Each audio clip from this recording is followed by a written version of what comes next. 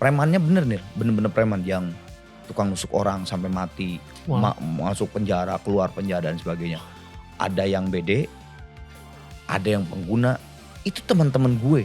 Berpartneran dengan seseorang yang pernah menjadi pecandu narkoba, itu banyak banget ketidakpercayaan mungkin. Ya. How do you handle with that? Karena gini, sejarahnya adalah Opet itu dulu adalah krunya Thomas.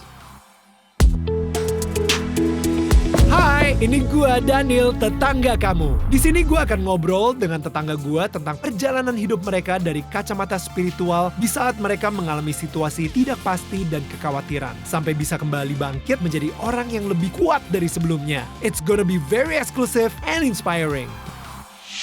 Hai guys, balik lagi bersama gue Daniel Mananta dan tetangga kita Kang Arman Maulana. Nah, sebelum gue balik ngobrol sama Kang Arman, gue mau ngucapin terima kasih banyak dulu nih buat semua, buat kalian atas supportnya selalu, buat para tetangga gue yang sudah hadir di acara Daniel Tetangga Kamu live on stage kemarin. Dan guys, kalau misalnya kalian ngerasa obrolan gue sama Kang Arman atau mungkin obrolan kita di live on stage kemarin ya, itu ngeklik banget di hati kalian. Coba dong kasih tahu ke kita apa sih yang kena banget, atau mungkin ada quotes-quotes yang benar-benar kena banget di hati kalian juga gitu. Langsung tag kita di @DanielManantaNetwork atau @DanielTetanggaKamu. Siapa tahu bisa kita repost. Dan banyak orang juga yang bisa ngerasain hal yang sama dengan kalian. Jangan lupa untuk klik follow juga ya. Alright, let's get back to Kang Arman. So Kang, lu punya 1000 alasan untuk bilang oke, stop aja deh. 2x2 gagal, kita udah gak ada yang nonton lagi, kita move on aja. Lu jadi karyawan di bank. Ya. Dewa Bujana jadi balik ke Kute, gitar telanjang terus sama turis-turis gitu kan. Iya. Di Jimbaran gitu ya. Hello, siapa yang lagi birthday hari ini? Happy birthday to you gitu kan. Ya, jadi lu kenapa mempertahankan Gigi lagi gitu? Sebetulnya simpel yang tadi gue bilang bahwa perjalanan Gigi saat itu 4 album, ya 1, 2, 3 deh ya. Kalau 4 kan yang gak suksesnya itu kan. Buat gue udah darah dan doa lah gitu. Oke. Jadi ya udah kita terusin aja gitu. Belum tentu gue saat itu tuh pikiran gue belum tentu gue meneruskan dengan project solo misalnya atau bikin band lagi gitu ya. Belum tentu juga dapat bintang seperti itu atau kesempatan seperti itu. Gue sih simpel sebenarnya itu aja. Udah kita terusin aja. Nah akhirnya album kelima itu Budi dan Opet dijadikan formasi Gigi. Dan alhamdulillah keluarlah lagu Terbang yang lu zaman-zamannya VJ itu kan. Ya. Alhamdulillah gitu. Ya itu tahun 2000. 98 kerusuhan. Itu tahun 98 tuh. Ya. Pas kerusuhan. Jadi satu-satunya band yang ngeluarin album saat kerusuhan ya Gigi. Itu pun kan rapat dulu dengan Sony. Nah itu pindah ke Sony. Sony Music. Nah terus itu rapat. Ini gimana nih kerusuhan? Mau dikeluarin gak? Kan udah jadi jelas. Udahlah Pak keluarin aja Pak Ian. Udahlah Pak keluarin aja udah dikerjain ini. Tapi ada untungnya. Band-band lain pada gak ngeluarin karena dibakar pitanya. Gila. Diglodok kan? Karena kerusuhan. Iya diglodok. Dibakar. Nah Sony gudangnya kan di tengah kota nggak digodok. Nah jadi nggak kebakar, nggak ada bakar-bakaran. Dikeluarin karena mungkin satu-satunya grup band yang ngeluarin cuman Gigi. Dan kebetulan juga mungkin lagunya juga bisa diterima. Terus Terbang itu kayak easy listening. Dong langsung meledak, seledak-ledaknya. Di situ ya kayak turning point lagi gitu ya buat turning Gigi point ya. lagi. Itu kayak tur banyak lagi dan sebagainya. Balik lagi dalam gitu. keadaan rusuh. Dalam keadaan Indonesia rusuh kita tur. Bener. Jadi kadang-kadang ada kota yang tiba-tiba bentar. Tahan dulu Gigi di hotel. Kenapa? Ini kayaknya rusuh soalnya. Rusuhnya tuh bukan rusuh penonton kayak rusuh musik. Bukan rusuh Indonesia gitu. Dalam keadaan Indonesia. Entah itu demonstrasi, entah itu ada yang provokasi dan sebagainya. Tapi terus berjalan 40 kota. Terjadi. Gila. Gue pengen nanya, ini mungkin hal yang sensitif. Thomas tuh baliknya kapan? Thomas tuh setelah Terbang. Jadi Terbang tuh album Kilas Balik, album 6 tuh Baik. Nah itu balik. Dan dia udah sober. Ya. Dia udah sober. Kan dia PTW kan dulu kan. Kena PTW. Nah itu pun atas permintaan Opet sebagai pemain bass. Jadi Opet tahu bahwa Thomas tuh udah kembali sehat lah istilahnya gitu ya. Udah sober. Nah Opet yang ngomong, Butch man, Thomas tuh udah selesai, ya udah sembuh lah gitu istilahnya. Gue yang merasa nggak enak gitu, karena gue tuh kan ya istilahnya masuknya juga kan karena dulu tuh Thomas tiba-tiba keluar aja gitu kan. Yeah. Nah Thomas udah selesai, udah sober, udahlah mending gue keluar, Thomas masuk lagi. Akhirnya masuk lagi di album ke-6, baik. Jadi Opethnya keluar. Opeth yang keluar. Dimana, ini gue gak ngerti sih. Opethnya keluar, dia udah ngerasain kesuksesan dari terbang. Dan abis itu dia benar-benar kayak ya udah nggak apa-apa mas, lu balik lagi aja. Karena gini, sejarahnya adalah Opeth itu dulu adalah krunya Thomas. Jadi dia ngerasa hutang budi berarti. Opeth itu dulu tuh kan dia dari Tanjung, lupa. Opeth tuh Tanjung Pinang, Pangkal Pinang. Takut salah, pokoknya gue sebutinnya Tanjung Pinang atau Pangkal Pinang. Nah, itu tuh datang dulu karena Andi Liani almarhum, penyanyi Andi Liani kan. Nah Andi Liani kan dulu kan yang ngerjainnya tuh pemain bassnya Thomas dan sebagainya. Nah itu tuh pokoknya gengnya Andi Liani lah gitu ya. Nah terus mungkin ngefans banget Opeth tuh sama Thomas. Mungkin Andi nih ada saudara gue lah gitu, sekampung dan itu dan sebagainya. Udah sini aja kata Thomas, sini dulu jadi kru gue aja. Emang pemain bass dia, pemain bass di Pangkal Pinang ya, Pangkal Pinang gitu. Dibawa. Nah jadi Opeth tuh kayak ngerti gak sih, dia ngefans sama Thomas, dibawa ke dalam Gigi menjadi kru.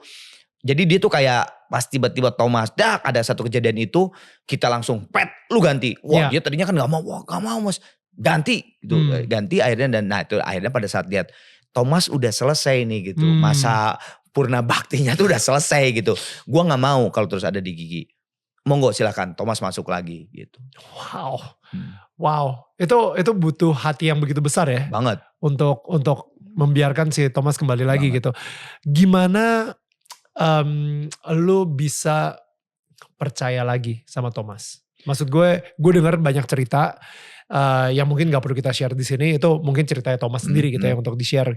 Tapi berpartneran dengan seseorang yang pernah menjadi pecandu narkoba, itu banyak banget ketidakpercayaan mungkin.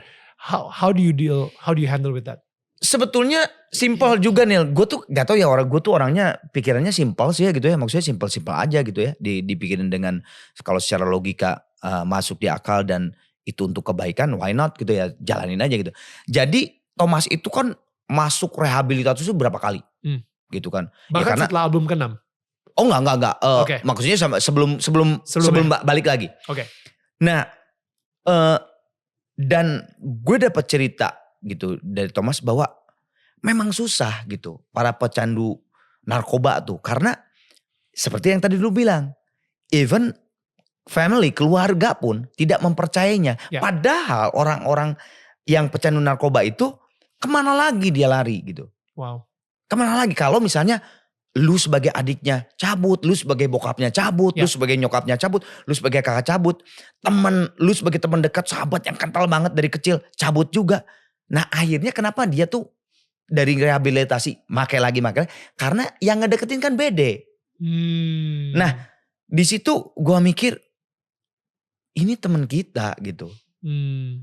Akhirnya kita datang ke rumah sakit, rumah waktu dia direhab. Rumah sakit Ongko, Thomas tuh nangis karena wah gila lu kok nggak ninggalin gue gitu. Karena nggak ada yang nengok dia, nggak ada yang nengok dia gitu. Cuman lu, padahal gue tuh yang padahal gue yang menyakiti lu lah gitu istilahnya, gitu lah. Emang kenapa Mot? Kalau lu butuh support kita harus support gitu. Gitu dah. Jadi simpen pada saat Thomas sober. Opeth juga ngomong begitu, ya udah. Thomas itu kan salah satu pendiri Gigi gitu, kita bawa lagi gitu. Wow. Simpel aja sih kalau menurut gue. Gak gampang, karena gue sendiri juga punya pengalaman yang kurang enak gitu ya dengan pecandu narkoba gitu, dan jadi apa ya, bisnis partner juga lagi gitu. Dan I think emang butuh sebuah keputusan untuk you know what, gue akan mencintai lo, gue akan mempercayai lo, gue akan apa ya, mungkin melihat lo bukan kondisi lo yang sekarang, tapi apa yang mungkin bisa terjadi kalau misalnya lo benar-benar sober dan 100% Ya. gitu. Dan di situ gue terus ngomong kata-kata yang menyemangati dia dan kasih visi atau goal yang lu bayangin ya suatu saat kita bla bla bla, sehingga dia semangat ke depannya seperti itu dan ingin lebih berkembang gitu. Karena emang bener sih, orang-orang di sekitarnya itu udah meremehkan, Iya. menjatuhkan, Itu. tidak menganggap lagi. Makanya banyak kan make lagi. Akhirnya make gitu. lagi karena makin Karena yang stres. ngedeketinnya tuh bede pasti. Betul, ditawarin. Atau teman-teman yang Ya. memakai. Ya. Yang menerimanya tuh. Betul, gitu. betul. Jadi akhirnya ya emang dunia gue ini gitu. Jadi Ya. mereka akhirnya ke situ. Ya, Lagi. dan gue gak layak untuk berteman dengan ya seorang Arman Maulana yang bersih banget juga. Tapi memang mungkin karena gue ada dasar dulu kecilnya nih. Kenapa? Gue itu dulu bertetangga. Waktu kecil gue itu di Bandung, waktu di Bandung. Itu tuh tetangga gue itu Nil. Ada yang preman. Premannya bener Nil, bener-bener preman yang tukang nusuk orang sampai mati. Wow. Masuk penjara, keluar penjara dan sebagainya. Ada yang BD, ada yang pengguna. Itu teman-teman gue waktu kecil nih. Tapi gue tuh mungkin didikan orang tua gue, ibu gue, almarhumah ibu gue yang memberikan pendidikan yang kuat gitu ya. Jadi gue tuh, iya dia teman gue. Tapi kalau misalnya dia mempengaruhi atau tidak, gue punya apa namanya Nil? Pendirian sendiri. Buat gue gele itu, ganja itu dia tidak baik gitu. Buat gue nggak merokok karena buat gue nggak ada rasanya gitu, nggak manis, nggak asem, apaan gitu ya, buat simpel aja gitu. Nah gue tuh mungkin dari situ gue secara tidak sadar gitu melihat Thomas tuh bahwa justru ini teman gue nih yang harus kita ajak untuk balik lagi, ya mudah-mudahan dia bisa balik lagi. Kalaupun tidak juga ya tidak apa-apa, gue sudah berusaha gitu. Jadi gue tuh zaman dulu kecil tuh udah terbiasa dengan seperti itu gitu. Jadi kadang-kadang yang teman-teman gue itu yang entah itu preman yang itu tuh kadang-kadang pas maghrib, ngaji dibawa ngaji. Dan kebetulan si guru ngajinya almarhum Kang Agus, itu gue inget dia itu yang benar-benar tidak memandang siapa itu. Wow. Iya, ngaji ya ngaji. Walaupun dia lagi teler misalnya lagi baru ngeboat gitu. Digampar tuh. Sadar, ngaji, ikro gitu. Kayak gitu. Wow. Jadi mungkin secara tidak sadar gue di otak kecil gue tuh sebenarnya udah pernah kejadian. Iya. Dan kejadian Thomas tuh ya ketika gue udah berdewasa gitu kan. Dia biasa aja gitu. Oh wow. Karena emang bener sih. Gue ngerasa emang kadang-kadang tuh tempat ibadah yang seharusnya menjadi tempat untuk orang-orang berdosa, sepertinya malah justru tidak menerima orang berdosa. Dia harus suci dulu baru layak untuk masuk tempat ibadah. Betul. And I think apa yang almarhum Kang Agus ya tadi bilangnya, itu lakuin itu. Woi dia inovator. Kalau gue inovator. Banget, bro. Gua kira dia guru ngaji yang untuk tahun 80-an, 80 awal. Inovasi itu, inovator itu. Ya kalau sekarang mungkin udah banyak ustadz-ustadz dan balik-balik yang bahkan turun ke ke segala macam ke apa namanya kalau tempat itu pelacuran apa namanya? Tempat lokalisasi dan sebagainya. Udah sekarang sih udah banyak kayak seperti itu. Tapi kalau untuk tahun itu dulu tabu banget kan. Nah, Kang Agus tuh kalau menurut gue salah satu yang inovator lah gitu. Justru dia ayo, dan karena Kang Agus almarhum tuh aware bahwa tetangganya tuh seperti itu. Tapi justru ya why not? Gue bangun supaya lebih baik. Entah itu baik atau tidak, entah itu menjadi baik atau tidak, kan dia bukan Tuhan. Iya kan? Outcome-nya itu bukan di kontrolnya dia gitu. Yang penting dia sudah melakukan ibadah, membawa tetangganya, saudara-saudaranya dia yang terdekat di situ untuk menjadi jalan yang terbaik gitu. Bro, that's so good. Lu sendiri sebenarnya masa kecil lu, gue gak ngira sih lu se-alim ini ya. Tapi nongkrongnya sama preman, sama BD, sama pengguna narkoba waktu kecil gitu. Waktu kecil lu sebenarnya kan lumayan menarik ya, karena bokap lu sendiri juga cukup udah berumur gitu ketika ketika lu lahir gitu. Jadi sosok figur ayah sebenarnya itu sedikit banget nih dari bokap gitu. Bokap atau yang bisa memberikan lo prinsip-prinsip kehidupan sebagai seorang ayah itu siapa kalau gitu, kalau misalnya bukan ayah lo sendiri? Lebih nyokap. Lebih nyokap. Dan bokap itu kan tentara. apa sih namanya Neil? Image tentara zaman dulu itu kan itu keras banget. keras, tegas dan sebagainya. Sama lah seperti yang lain-lain. Bapak gue juga begitu. Jadi tapi memang dari 6 anak, gue kan bersaudara 6, dengan gue 6 gitu ya. Bokap gue memang paling sayang sama gue karena mungkin gue bungsu. Paling sayang, kelihatan lah paling sayang. Dan mungkin dia juga udah tua juga kali. Jadi akhirnya mungkin wise lah, lebih bijaksana lah dan sebagainya. Anak pertama yang paling. Tapi yang memberikan istilahnya apa ya, ilmu-ilmu kehidupan, agama dan sebagainya itu nyokap almarhumah ibu. Almarhumah ibu tuh dia tuh gue paling ingat banget gitu dari ibu tuh bahwa lu tuh harus apa-apa yang lu lakukan itu akan menjadi tanggung jawab lu. Maksudnya apa tuh? Jadi ya maksudnya lu berbuat jahat. Ya nanti ada tanggung jawabnya gitu. Ada aksi, ada reaksinya tuh gitu. Buat gue itu satu pendidikan, satu masukan, satu ilmu dari nyokap gue yang langsung ke gue gitu. Bahwa oh iya bener ya. Kalau gue gini ya pasti kalau gue membuat kejahatan pasti di belakangnya ya gue dapat yang gak enak juga gitu. Tapi kalau gue berbuat yang baik ya pasti hasilnya akan banyak orang yang baik juga gitu. Gitu jadi nyokap gue, tapi memang nyokap gue bukan yang nggak kayak gitu. Itu justru ngasih contoh, ngasih ini, ngasih. Contohnya seperti apa? Ya misalnya sholat, dia nggak pernah, sholat nggak pernah, sholat aja di depan gue. Akhirnya kan gue lihat, oh iya ya. Dan lu ngikutin. Sebagai muslim tuh harus sholat gitu, wajib gitu. Ya udah, gitu. Nah, begitupun gue. Sekarang gue lakuinnya seperti itu gitu karena gue. Ya pasti adalah sekali keneng sholat. Itu mah udah pasti udah ada. Tapi buat gue pelajaran nyokap gue itu sangat membekas di gue. Dengan contoh itu akan lebih, pisau tuh benar-benar tajam banget. Gitu. Ya sekarang lo ya susah juga Neil. Kamu jangan makan terus. Gitu. Tapi kitanya makan terus gitu kan. Terus orang juga, lu juga makan terus gitu. Kayak gitu ya susah juga. Harus dengan contoh kan. Gitu. Kamu olahraga dong. Aduh, kamu nggak pernah olahraga. Jadi kan gampang sakit.